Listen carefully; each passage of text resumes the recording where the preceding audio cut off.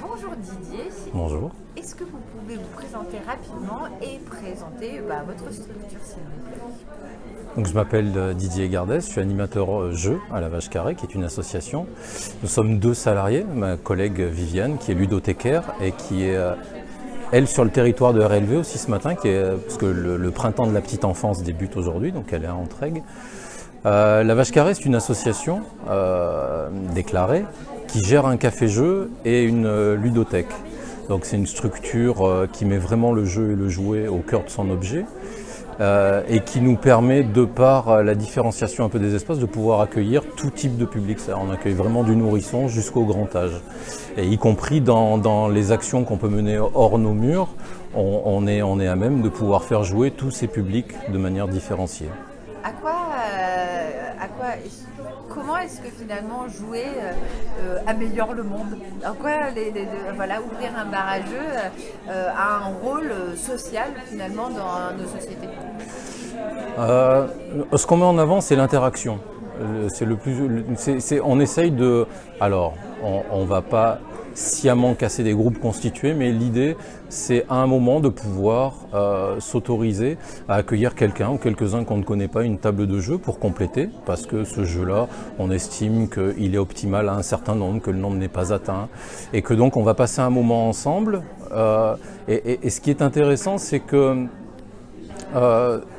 le contraire du jeu, c'est pas, et je me rappelle plus qui disait ça, c'est pas le sérieux, c'est pas la réalité, on est dans une forme de fiction. C'est-à-dire qu'à un moment, on est dans un univers tous ensemble, on va partager cet objet tous ensemble, et on peut s'en extraire quand on veut. C'est-à-dire qu'on n'est pas tenu à un moment, contrairement à ce qu'on peut dire, quand on s'engage dans une partie de jeu, il faut absolument la terminer. Non, on a le droit aussi de s'en extraire si on n'est pas à l'aise, si on se sent pas bien, si on sent que ce jeu n'est pas adapté à nous, à nos compétences. Donc, je trouve l'interaction, enfin vraiment, le fait comme venir ici, trouver du monde qu'on ne connaît pas, les mettre ensemble sur une table, on va discuter, on va échanger, on va se quitter ou on va se revoir, et c'est vraiment ça qui est, c'est le public en fait, c'est nos publics qui sont au cœur de notre projet. Ça c'est une question que j'avais envie de vous poser, mais je vous ai prévenu, donc je ne vous prends pas au dépourvu. Comment est-ce qu'on choisit des jeux? Parce que tous les jeux ne se valent pas. Est-ce qu'il y a une philosophie derrière le choix du jeu, ou au contraire c'est d'avoir le plus de diversité possible pour plaire à plus de monde? Quelle est cette question perfide? Non. Donc je disais par exemple, ma collègue Viviane ce matin est à Entraigues, c'est le printemps de la petite enfance, donc on est vraiment sur du jeu et du jouet, du premier jeu et du jouet à cette hauteur, quoi. On est vraiment, donc là on est sur une adaptation au public. Ici, par exemple, quand on est venu ce matin, on est sur une forme d'adaptation à l'espace. On sait qu'on va avoir un espace contraint, donc on emmène des petits jeux où on a pu se servir d'une grille caddie, d'un mur. On sait aussi qu'on va avoir plutôt des adultes, donc on va choisir nos jeux en fonction.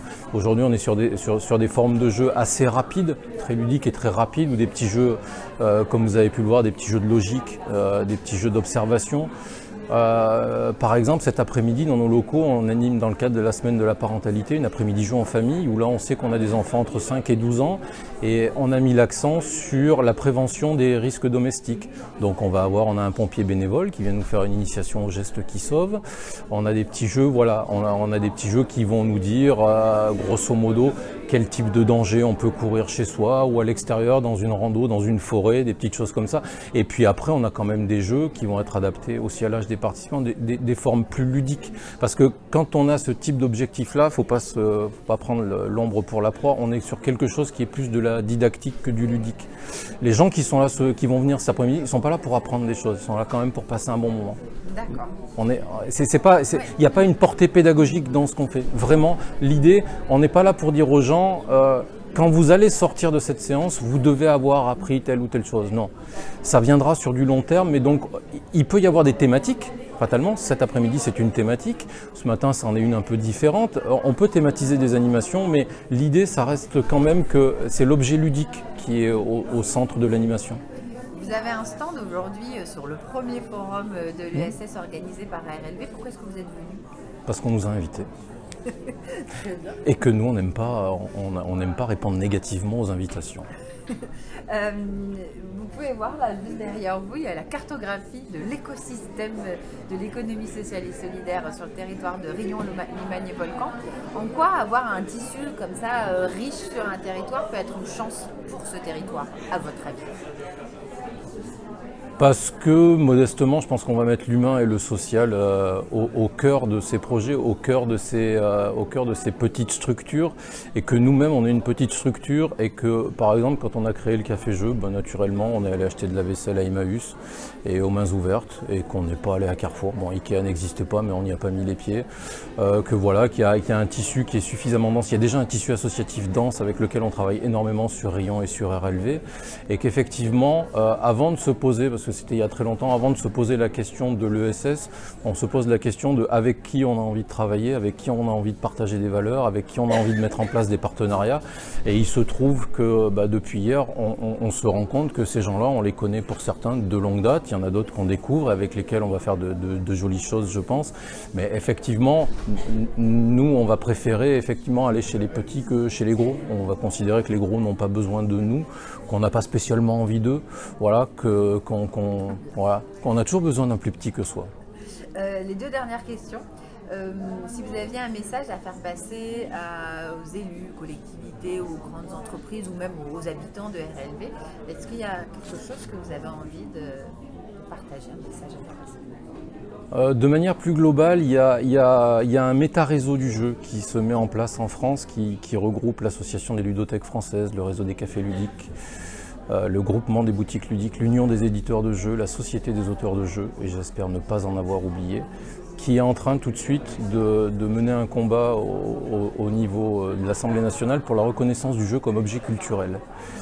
Et effectivement, nous, c'est ce qu'on essaye de mettre en avant. On essaye de mettre en avant que quand on ouvre une boîte de jeux, on ouvre parfois le travail de 2-3 ans d'un auteur, d'un illustrateur, d'un éditeur, d'un distributeur de jeux. Et que c'est une grande chaîne, c'est pas un produit anodin le jeu. Et effectivement, on se rend compte qu'il y a des auteurs, surtout les illustrateurs par exemple, peuvent avoir des statuts si ce sont des illustrateurs jeunesse, ils ont un statut clarifié, et dès qu'ils rentrent dans le monde du jeu de société, ils ne l'ont plus. Donc nous on se bat là-dessus, et d'ailleurs quand on communique sur nos réseaux, quand on prend des photos de jeux, on met un point d'honneur vraiment à citer tout ce monde-là et à dire aux gens, regardez, il y a des gens qui ont travaillé derrière ça, il y a des gens qui ont travaillé parfois très longtemps, parce qu'il peut arriver qu'un jeu mette très très longtemps à arriver sur une étagère, et donc nous on se bat régulièrement pour la reconnaissance de ça. Et là, c'est presque la même question, mais c'est pas vraiment la même question, puis c'est même pas une question. C'est l'instant carte blanche, c'est-à-dire est-ce que vous avez un message à faire passer, une information à faire passer, est-ce que vous souhaitez aborder un sujet qui n'a rien à voir mais qui est important pour vous? C'est l'instant carte blanche, vous dites ce que vous voulez. On a des copains de Riom qui ont monté une chaîne YouTube qui s'appelle Game Trotter, et ils finissent toujours leurs vidéos par jouer bien, jouer malin. Et moi je rajouterais jouer. Voilà, jouer, c'est bien, c'est fun. Eh bien, merci pour cette jolie conclusion. Et puis, vous avez un stand avec plein de jeunes qui s'arrachent les cheveux sur 3 jeux. Donc, je vais vous laisser les rejoindre. C'est gentil, merci beaucoup.